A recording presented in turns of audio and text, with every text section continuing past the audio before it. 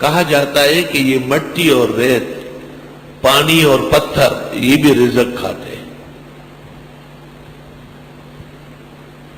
پتھر بڑا ہوتا ہے یا نہیں یہ مسئلہ ہے۔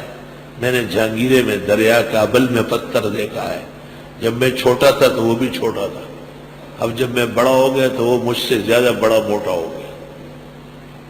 میں اکثر وہاں کے جو میرے ہم عمر ساتھی ہیں، میں ان سے کہتا ہوں پتھر بڑھتا ہے یا نہیں؟ کہتے کیوں یہ بڑا نہیں ہے؟ آپ اور ہم اس پر بیٹھتے تھے تو 2 آدمی نہیں آ سکتے تھے۔ وہ ہم وہاں دریا میں نہاتے تھے تو ایک لڑکا اس پہ آ سکتا ہے، دوسرا آتا تو وہ پہلے والا گر پڑتا تھا۔ اب اس پر 20 آدمی بیٹھ سکتے ہیں، اتنا بڑا ہو گیا۔ تو رزق کھاتا ہے اس لیے بڑھ گیا۔ حساسیت ہے پتھروں میں بھی۔ تحت کل شجر و حجر یہودی، حجر و شجر، تو شجر کی حساسیت تو بدھی ہے، لیکن حجر کی حساسیت یہ بہت ہی سری ہے، بہت تدبر و ایمان کی ضرورت ہے۔ روحانی طور پر بھی بڑھتا ہے۔ پہلے زمانے میں جو پتھر ہم مکانات میں لگاتے تھے تو 300-400 روپے کے آتے تھے۔ ابھی ہماری ایک دیوار بن رہی ہے، میں نے وہاں نگرانوں سے پوچھا، انہوں نے کہا 50,000 روپے کا پتھر لگے۔ مہنگا ہو گیا۔ کوئی نور کی قیمت کیا تھی اور اب پوری دنیا اس کی قیمت کے سامنے آ دی۔ کوئی نور کا ہیرا ہندوستان میں تھا، انگریز لے کے گئے۔ الف لام را ان اللہ ورا کتاب احکمت آیاتہ، یہ کتاب ہے کہ پکی کی گئی اس کی آیتیں، ثم فصلت، پھر تفصیل بھی ہے، من لدن حکیم خبیر، حکیم و خبیر کی طرف سے۔ احکمت آیاتہ من لدن حکیم، فصلت آیاتہ من لدن خبیر۔ سمجھو مولوی صاحب، احکمت، اس کی آیتیں محکم ہے کیونکہ حکیم کی طرف سے، اس کی آیتیں تفصیلی ہے کیونکہ خبیر ذات کی طرف سے۔ سورت کا موضوع کیا ہے؟ رد شبہ کیسے ہوگا؟ اللہ تعبدوا الا اللہ، کہ نہیں پوچھو مگر ایک اللہ، اننی لکم منہ نذیر و بشیر، بے شک میں تمہارے لیے اس کی طرف سے ڈرانے والا اور خوشخبری دینے والا ہوں۔ وَأَنِ اسْتَغْفِرُوا رَبَّكُمْ، اور یہ کہ معافی مانگو رب سے، ثُمَّ تُوبُوا إِلَيْهِ، پھر توبہ کرو اس کے ہاں، يُمَتِّعْكُمْ مَتَاعًا حَسَنًا، فائدہ دے گا تم کو فائدہ عمدہ، إِلَىٰ أَجَلٍ مُّسَمًّى، وقت مقررہ تک، وَيُؤْتِي كُلَّ ذِي فَضْلٍ فَضْلًا، اور دے دے گا ہر فضل والے کو اس کا فضل، ہر حقدار کو اس کا حق دے گا۔ پہلی تفسیر ذی فضل کی حقدار سے ہے، اللہ ہر حقدار کو اس کا حق دے گا۔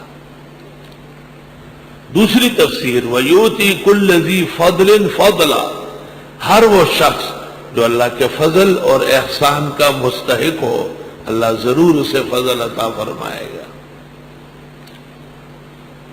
وَإِن تَوَلَّوْا، اور اگر انہوں نے منہ موڑا، فَإِنِّي أَخَافُ عَلَيْكُمْ عَذَابَ يَوْمٍ كَبِيرٍ، بس میں ڈرتا ہوں تم پر بڑے دن کے عذاب سے۔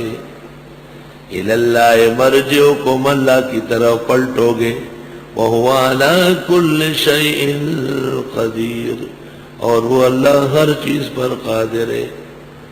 أَلَا إِنَّهُمْ يَثْنُونَ صُدُورَهُمْ، یاد رکھو یہ موڑتے ہیں اپنے سینوں کو، لِيَسْتَخْفُوا مِنْهُ، کہ اس سے چھپے، أَلَا حِينَ يَسْتَغْشَوْنَ ثِيَابَهُمْ، أَلَا یاد رکھو، حِينَ يَسْتَغْشُونَ ثِيَابَهُمْ، جس وقت یہ ڈھانکتے ہیں اپنے کپڑوں میں، يَعْلَمُ مَا يُسِرُّونَ وَمَا يُعْلِنُونَ، وہ جانتے ہیں جو یہ چھپاتے ہیں اور جو دکھاتے ہیں، إِنَّهُ عَلِيمٌ بِذَاتِ الصُّدُورِ۔ اس کی بھی 2 تفسیر ہے، ایک تفسیر یہ کہ صحابہ کرام عذر و حیا بوقت مجامعات مع النساء یا بوقت غائط اور بول جسم کے حصوں کو ایسا ڈاکتے تھے کہ آسمان کے سیدھ میں نہ آئے، بے حرمتی نہ ہو جائے۔ فرمایا میں کپڑوں کے اندر جانتا ہوں، چھوڑو یہ فضول بات ہے۔ معلوم ہوا کہ تقوی بے جا عمل کا نام نہیں ہے، تقوی برمحل عمل کا نام ہے۔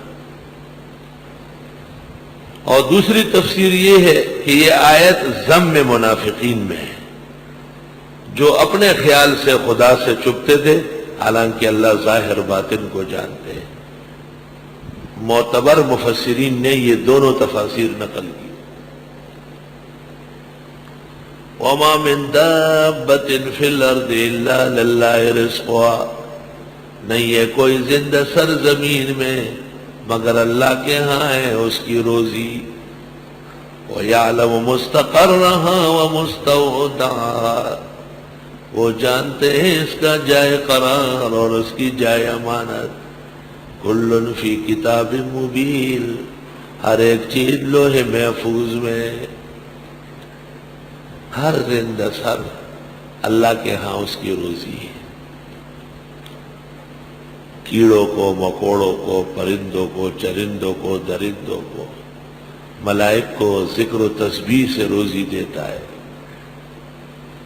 انسانوں کو ان کی شان کے لائق، جنات کو ان کے مطابق۔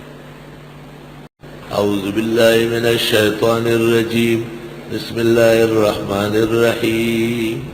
الف لام را کتاب احکمت آیاتہ ثم فصلت من لدن حکیم خبیر۔ چونکہ مشہور شبہ جو آیت نمبر 18 میں گزرا ہے، ہؤلاء شفعاؤنا عند اللہ، امام راضی نے اس کے ذیل میں تفسیر کبیر میں لکھا ہے کہ اس زمانے میں جو قبر پرست ہیں وہ اہل قبور کے بارے میں یہی عقیدہ رکھتے ہیں کہ یہ ہمیں ضرر سے بچائیں گے اور نفع پہنچائیں گے۔ وَنَذِيرُ هَذَا فِي هَذَا الزَّمَانِ كَالَّذِينَ يَعْتَقِدُونَ مَعَ أَهْلِ الْقُبُورِ، ان لوگوں کی مثال اس زمانے کے قبر پرستوں کی ہے۔ ہؤلاء شفعاؤنا عند اللہ، آیت نمبر 18 کے ذیل میں تفسیر کبیر کے اندر قبر پرستوں کا ذم کیا ہے۔ وہی شبہ جس کا رد پہلے 3 دلائل نقلیہ اور عقلیہ سے کیا گیا ہے، اب اسی کا رد مزید تفصیلات سے کر رہے ہیں، اور اس کو کہتے ہیں مضمون بترقی، مضمون بمزید و تفصیل۔